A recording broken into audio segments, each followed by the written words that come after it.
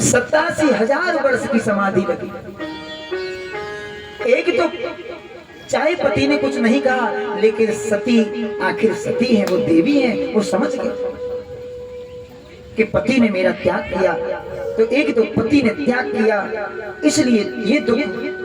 और पति समाधि में चले गए, बड़ी चिंता में वो समय बिताया। और जैसे ही 87,000 वर्ष तक व्यतीत हुए तो उन्होंने नेत्र खोले। भगवान शंकर ने नेत्र खोले और नेत्र खोलकर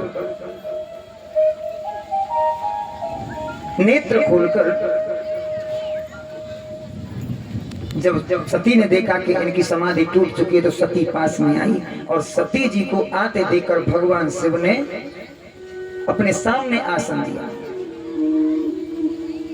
सामने आसन सती से कहा बैठो। बैठ के सती समझ गई कि अब ये वामांग में बिठाने वाले नहीं है। कथा सुनाने लगे, कथा सुना रहे। उसी समय एक लीला का वर्णन और करते हैं।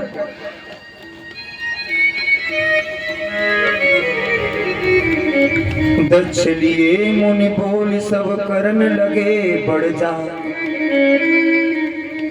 नेमते सादर सकल सुरचे पावत मग भाग।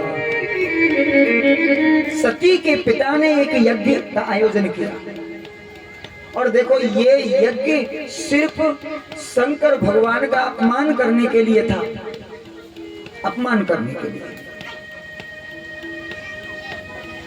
और जो किसी के अपमान करने के लिए, किसी का अहित करने के लिए कोई धर्म कार्य भी किया जाए तो वो सफल नहीं होता।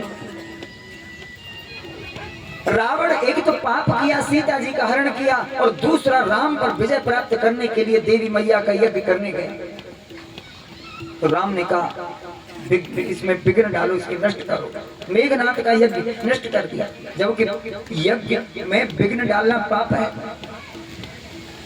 परंतु यज्ञ किस उद्देश्य से किया जा रहा है, एक और हमारे यहाँ बड़ी भ्रांति लोगों ने फैला रखी है।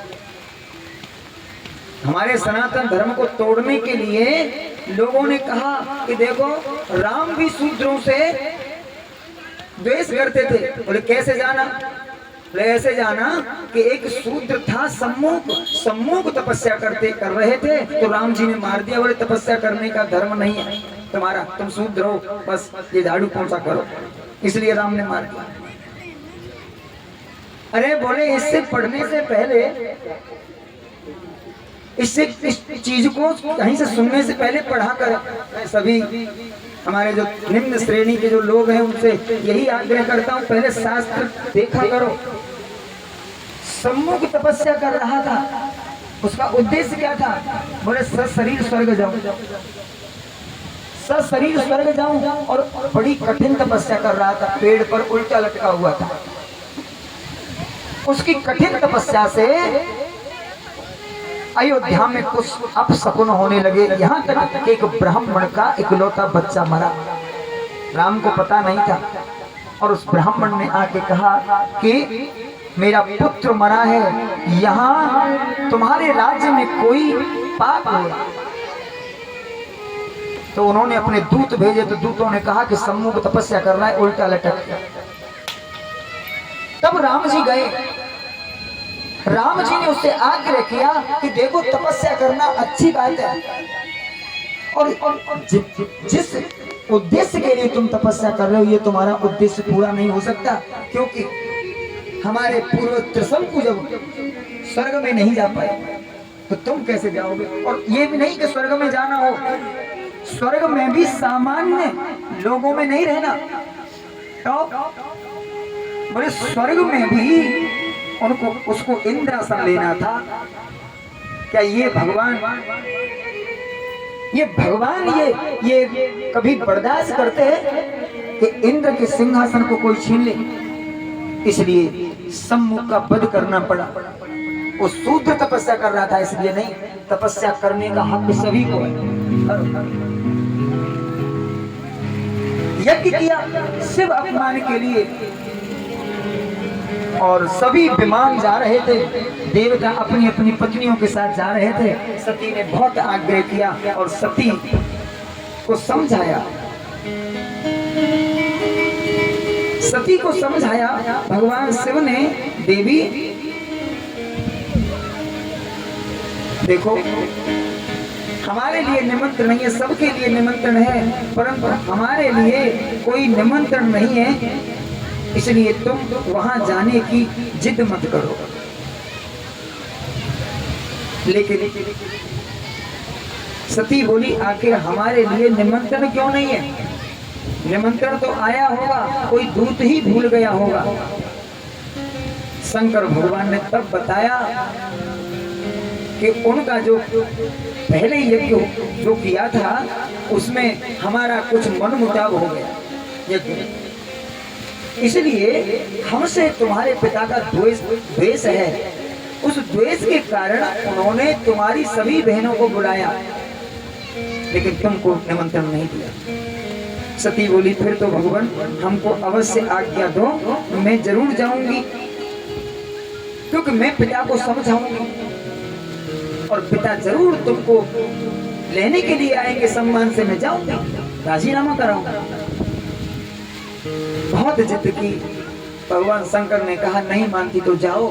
2 गढ़ साथ में दिए। सती के घर में कोई भी वस्त्र था, एक भी भगवान शिव ने अपने पास नहीं रखा, सारे वस्त्र। सती बोली मैं आऊंगी नहीं क्या? बोले देखो जाना अपने हाथ है, आना पराए हाथ है, सब जानते हैं कि लौट के आने वाली नहीं। सती पहुंची, सती पहुंची और सती ने जाकर अपने पीहर का, अपने मायके का माहौल देखा। पिता भवन जब, पिता भवन जब गई भवानी, दक्षत्रास काहुन सन्मानी। दक्ष के डर से कोई किसी ने सम्मान नहीं किया, कोई बात नहीं करता, देखकर मुंह फेर दे। तो एक तो पहले से परेशान, फिर मायके में आई, यहाँ थोड़ा सा मन थोड़ा बहलेगा तो यहाँ भी टेंशन, यहाँ भी चलता होता। हाँ, माता ने कुछ पूछा, सादर भले ही मिली एक माता, भगनी मिली बहुत मुस्कान। माता ने तो माता तो माता होती, माता थे तो कुछ सम्मान, कुछ राजी खुशी पूछी, परंतु जब बहन मिली तो बहनों ने मजाक किया। अरे बड़े अच्छे रथ में आई होगी। एक बोली रथ कहाँ है? उसके पास कपड़े तो पहनने के लिए है ही नहीं, शमशान की भस्मी शरीर पर लगा के ठंड से बचता है। बट वृक्ष के मोटी डाली के शाखा के नीचे बैठकर बरसात से बचता है। उसके पास है क्या? इसका तो भाग्य टूट गया बेचारी का। लेकिन सती यहां तक तो बर्दाश्त करती है। परंतु जब सती यज्ञ में गई और यज्ञ में जाकर देखा, सभी देवी देवताओं के नाम की आहुति यज्ञ में डाली जा रही थी, शिव के नाम की कोई आहुति नहीं थी। क्या शिव के बिना यज्ञ हो सकता है क्या? सती क्रोध में, सुनहु सभासद सकल मुनिंदा, कही सुनी जिन शंकर निंदा। सुनहु सभासद सकल मुनिंदा, कही सुनी जिन शंकर निंदा। सो फल तुरत लहव सब काहू, भली बात पछताव पिता। अरे सभासदों ध्यान से सुनो, जिसने कान से शिव की निंदा सुनी हो वो बहुत बड़ा पापी है, संसार का सबसे बड़ा पापी है। और जिसने भगवान शिव की निंदा कानों से सुनी है और देखी है, वो इसका फल तुमको अवश्य मिलेगा। संत संभ श्रीपति अपवादा, सुनिए जहां कहूं अस मर्यादा, काटिय तास जीव जो बस। यदि बस चले तो शिव, हरि और हर और गुरु और पिता, इनका अपमान कहीं हो रहा हो, इनके प्रति कोई दुर्वचन कह रहा हो, तो उसी समय उसे हलाल कर दो, गर्दन काट दो। यदि ऐसा नहीं कर सकते तो कानों में उंगली लगा के चले जाओ, सुनो मत। और जो पिता, हरि हर और गुरु का जो अपमान देखता है और सुनता है, वो गौ हत्या है। गौ हत्या का जो पाप लगता है, वो उसे गुरु का अपमान, भगवान शिव और नारायण और गुरु का अपमान होते देखकर गौ की हत्या उसको लगती है। और बोली, हे पिता, पिता मंगमते निंदक तेहि, दक्षिशाक्र संभव जहते।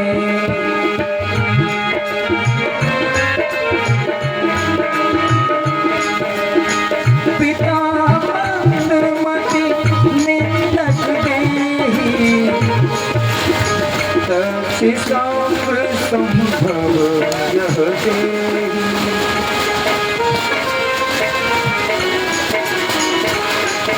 शंकर भगवान